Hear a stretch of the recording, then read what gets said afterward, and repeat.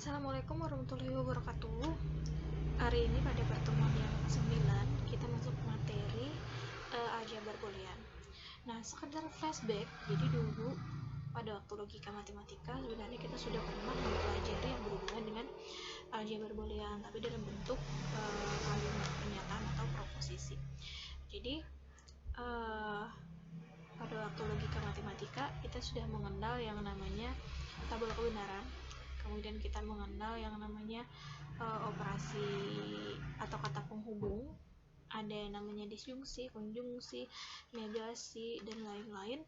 Nah, jadi dalam aljabar boolean ini prinsipnya sama seperti yang kemarin pada logika matematika, tapi kita rubah atau convert dalam bentuk aljabar boolean. Jadi dia sama menggunakan tabel kebenaran juga, kemudian ada nilai benar dan salah, tapi kalau dalam boolean ini kita menggunakan elemen 0 dan 1 karena bilangannya adalah biner. Kemudian dia juga menggunakan operasi atau operator seperti logika matematika, yaitu and, or, atasnya ada tambah, kemudian ada kali.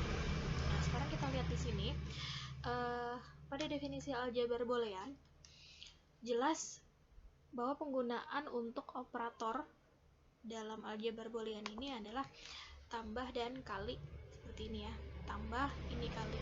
Jadi ini seperti kalau dalam gerbang logika itu adalah or ya, kalau dalam pernyataan ini sebagai disjungsi, kemudian kalau titik ini atau kali ya, dia sebagai and atau konjungsi. Nah, jadi prinsipnya sama aja. Nah, kemudian di dalam aljabar boolean ini ada yang kita kenal sebagai unar. Kalau dalam logika matematika itu sebagai negasi atau kebalikannya, unar atau aksen. Notasinya seperti ini, tanda petik di atas ya. Kemudian elemen yang dia digunakan adalah 0 dan 1. Jadi 0 ini sebagai posisi yang false atau salah ya. Kemudian untuk yang satu ini sebagai posisi yang benar atau true ya. Nah, di sini ada yang namanya aljabar boolean dua nilai. Ini dasar dari penggunaan dalam aljabar dua nilai. Dua nilai di sini maksudnya ada nilai A, kemudian nilai B. Nilainya atau operatornya adalah 0 dan 1. Nah, di sini sebagai tabel dasar untuk aljabar boolean yang dua nilai. Nah, ini seperti posisi pada konjungsi ya, dan and atau konjungsi. Kita gunakan nilai dasarnya di sini 00, 01, 10, kemudian 11. Kalau yang logika matematika kemarin kita gunakan nilai benar-benar, benar salah, salah benar, salah salah ya.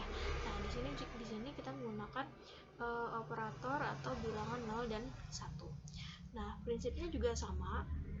Jadi di dalam n ini jika dua buah nilai ini sama-sama benar atau sama-sama satu yang bernilai 1, hasilnya adalah 1 atau benar. Selain daripada itu nilainya adalah salah atau 0. Nah, ini yang n. Nah, kemudian yang or, ini yang or. Operatornya kita gunakan tambah ya, ini or, atau ya kita gunakan dua buah nilai, ini nilai dasarnya. Ini juga sama prinsipnya seperti disjungsi.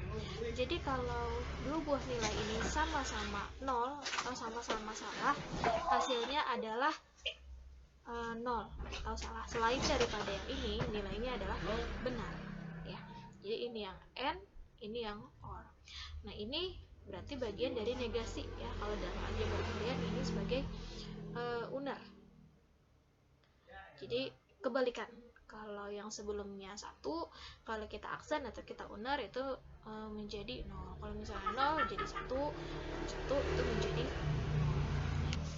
0. Di dalam aljabar boolean ada yang namanya ekspresi boolean. Kalau logika kemarin kita kenal namanya ekspresi logika. Nah, sekarang namanya di sini adalah ekspresi boolean. Jadi ini bisa kita katakan sebagai ekspresi boolean.